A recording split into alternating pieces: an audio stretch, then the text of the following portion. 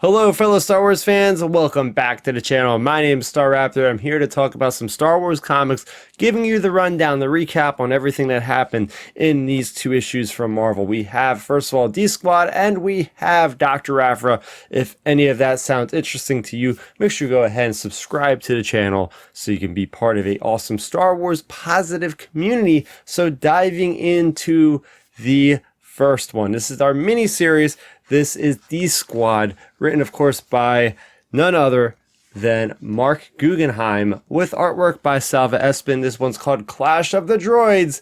In this, we pick up right where issue 1 left off. We have R2, who's on the search for C-3PO, who has been taken over by the Scourge. He has ended up on this planet where the whereabouts of a protocol droid have been announced that has been terrorizing people. It's not the protocol droid he's been looking for. This is, in fact, 000, the compatriot of none other than Dr. Aphra. And, well, R2 is talking with him, telling him about C-3PO, but he's also having an issue of his own. We have his droid, BT, his faithful pal, has been taken over by the Scourge. So R2 agrees if he helps to take basically BT back to where he should be, get him back to his normal self, then you're going to have 000 also help him find C-3PO. So there's this kind of, this tug of war, this whole type of storyline where R2 is trying to goad this droid BT back, and BT is just destroying, killing people more than he usually does, which is crazy enough because he's already killing a lot of people.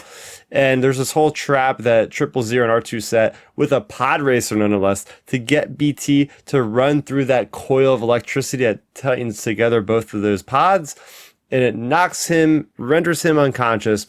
But then that's right before IG-88 shows up with a bounty, a warrant for 000 and BT. So next thing you know, R2 is battling IG-88. He's using a fire extinguisher on IG-88. Meanwhile, you have the droid of 000 hitting him along the head.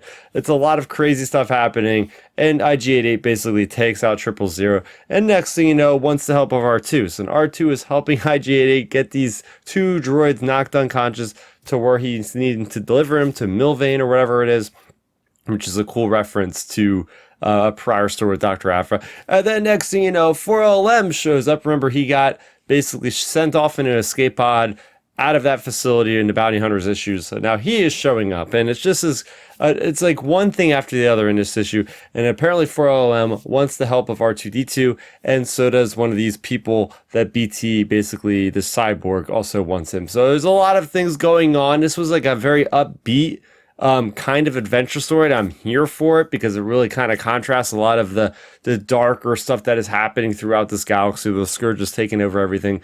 But I love that all these droids from different things are coming together. We have IG-88, who was in Bounty Hunters. We have 4LM, who was in Bounty Hunters. We have R2 from the Star Wars series. We have 000 from Darth Vader and Dr. Aphra. So, like, this is really the amalgamation of all these different storylines come together.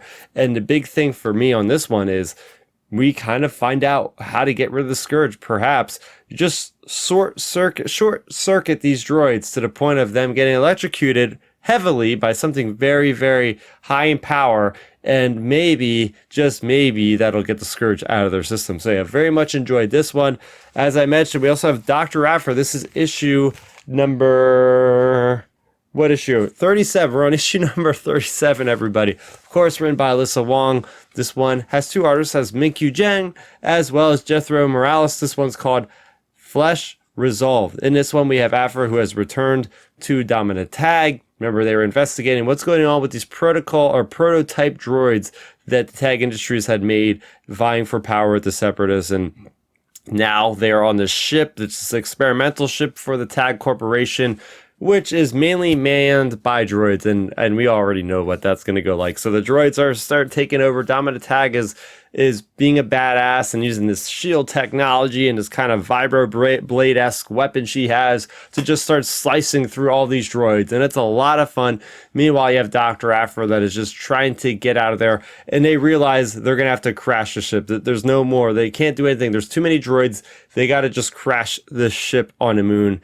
They do that, and then they manage to get out of there alive. Meanwhile, Aphra is learning all about the Scourge. This is huge issue. So she learns, remember, she's already had history with the Spark Eternal. The Spark Eternal is basically part of the Scourge. So we get that backstory, that bona fide backstory, as she's talking to the head of a decapitated droid.